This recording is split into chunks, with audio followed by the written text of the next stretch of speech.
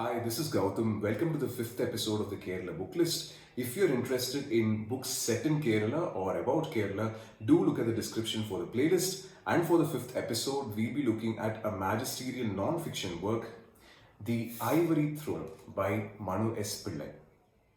Manu S. Pillai has provided us with a phenomenal work on the history of Travancore. The book is heavily filled with anecdotes, thoroughly researched and meticulously written.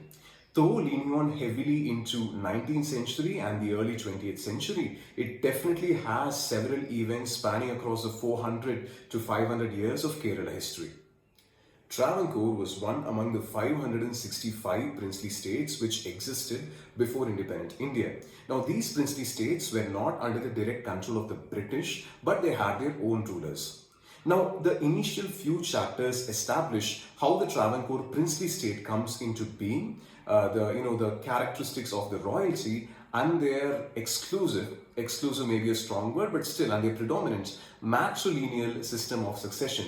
Now, I was tempted to use the word exclusive because in several parts of India, you have a patrilineal system of succession. So, in a matrilineal system, the royal lineage goes through the female.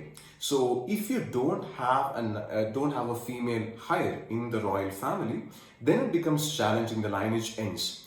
So, for those kind of situations, it is very natural that they will adopt children, that is female children, from related royal bloodlines.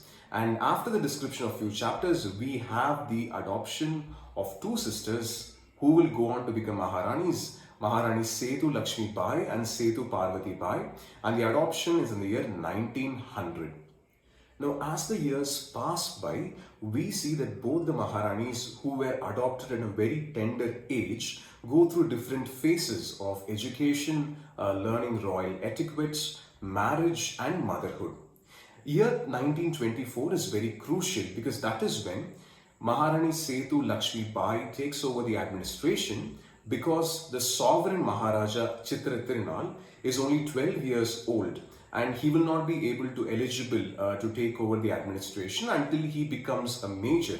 So from the year 1924 to 1931, the Travancore princely state functions under the regency of Maharani Sethu Lakshmi Bai, and it is during this phase that we see several political and social changes, not just in the princely state, but the changes which get initiated here spread through the entire state of Kerala subsequently.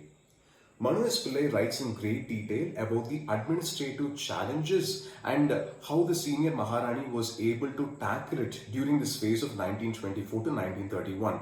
Like, some instances include the management of the state's finances during flood times, how the seeds of the development of Cochin Harbour, which in 1920s was secondary to Calicut, but later it will go on to be supersede the importance of Calicut, and also how we have different flashes of communalism among different communities in Kerala, in Travancore, and how she is able to handle it.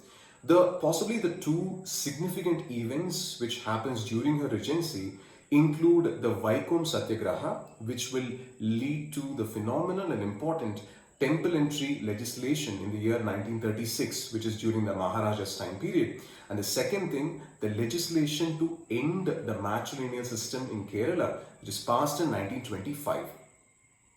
The author's writings are brilliant because it is able to connect several events in the past, and at times he is able to extend them even to your contemporary times. For example, especially the phase when he writes about the matrilineal system, he explains why the matrilineal system comes into being, especially among the Nair community.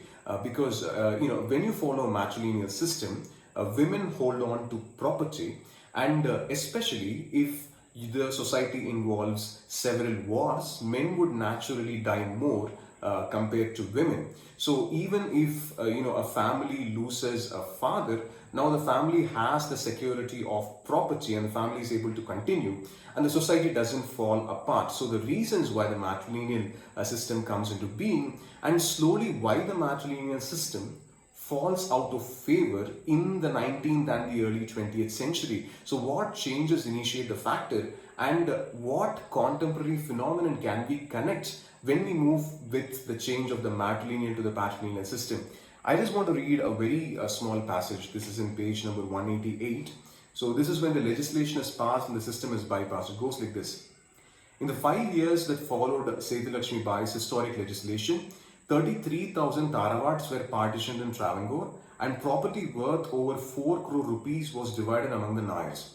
Matrilineal system began to fade into memories of grandmothers and into the pages of history books. It would continue till feminists redeemed it to be decreed as an immoral, barbarous system that served only to corrupt family values.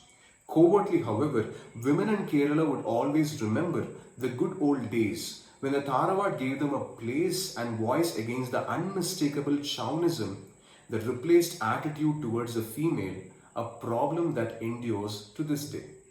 Once the regency is over, of course, the Maharaja takes the reign of administration, and apart from the politics which is associated with the temple entry legislation in Travancore, the limelight shifts into other factors too. For example, the fractured relationship between the two Ranis, the two sisters. You also have phases where you understand how the relationship between a colonial power and a princely kingdom is. Because when you go for books regarding national movement, you generally have the description of how a colonial administration is in British controlled territories. Now we have a relationship how the kingdom, a princely kingdom and the British colonial power interact. So you have description regarding that. And also in the later phases of the book, there is description on how the royal family sheds its royalty and then it is able to coalesce with the general population.